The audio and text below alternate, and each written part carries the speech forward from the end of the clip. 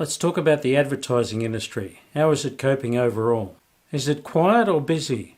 Is there any shooting going on? How is everybody handling working from home? What are people saying about the future? Hello. Good morning. Good morning. It's freezing. Very chilly this morning. Winter has arrived. So, what have you been up to in lockdown? Well, look at it. It's so quiet. I've just been talking to people. It's been good fun, really. I've probably spoken to maybe 100 people, and I've enjoyed it, connecting with people, because I'm not pitching anything, not trying to sell anything, not ringing people up saying, hey, can I come and see you next week? Just having a chat. It's been good. That's good. A lot of these people I've known for a long time, some of them 20 years.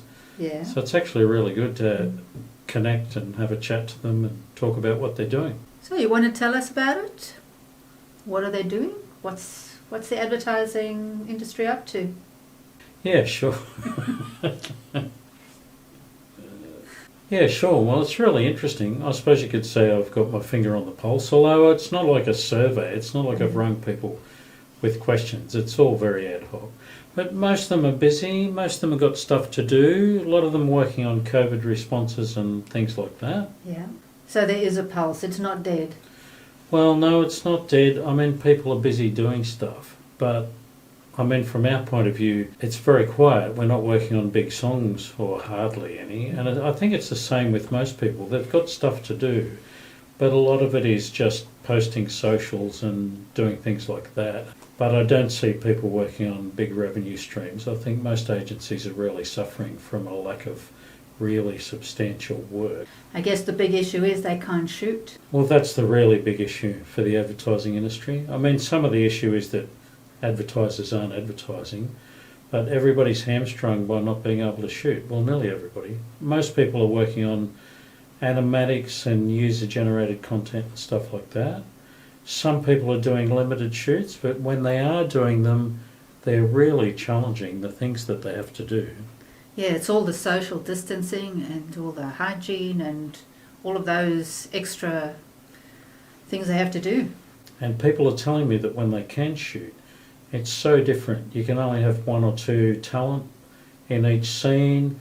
A lot of the directors and producers are actually managing things remotely, so they're doing conference calls, Zoom calls, I guess, either from their home or from their boardroom, trying to manage it remotely, not travelling. That's a real challenge. Yeah. And then you've got all this extra stuff that you have to do with paperwork. So they have to do much more detailed risk assessments. Yeah. And they have to have very detailed descriptions of what they're going to do. They have to have explanations that everybody has to understand. So it's not like just turn up and shoot like normal. There's so much work to be done preparing, and so everything takes longer. Everything's much slower. Okay. Real challenge. And what about working from home? How are people coping with that? Well, it's a mixed bag, really. I mean, to begin with, most people are saying right at the beginning there were way too many Zoom calls. One guy said to me that he just couldn't believe that he'd sit in his chair first thing in the morning and sit in his chair the whole day doing Zoom calls. Felt like he couldn't see anything anymore at the end of it. But most people have settled into a rhythm. I mean, the same thing with the technology of accessing servers. Some people had trouble getting access to the assets on the servers in the beginning, but everybody's worked that stuff out now. Most people are pretty comfortable with it. A lot of them don't want to go back. Uh-huh. But Except you know, those with little kids, they've had enough of homeschooling. well, that's the really big issue. The world divides into two groups.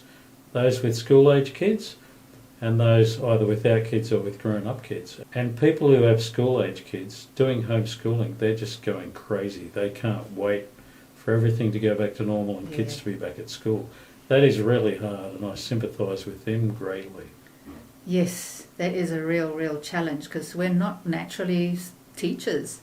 Well, if we wanted to be teachers, we would have been teachers.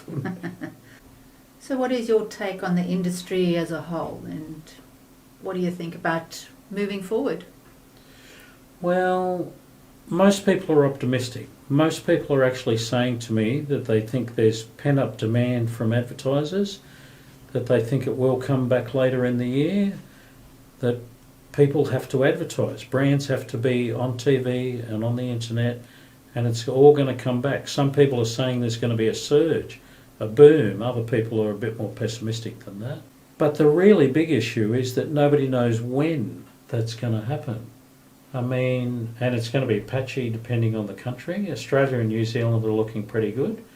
And if there is a resurgence in advertising, it could be in a month or two, but you don't know. It could be the end of the year. Yeah. Who says we're at the bottom? You don't know if we're at the bottom. That's the whole point, isn't it? Yeah. We don't know when the climb back up is going to start and how high it's going to be. Anyway, we wish everybody in the advertising industry all the best, and the music industry. Let's hope we get back to normal sometime soon. To the new normal.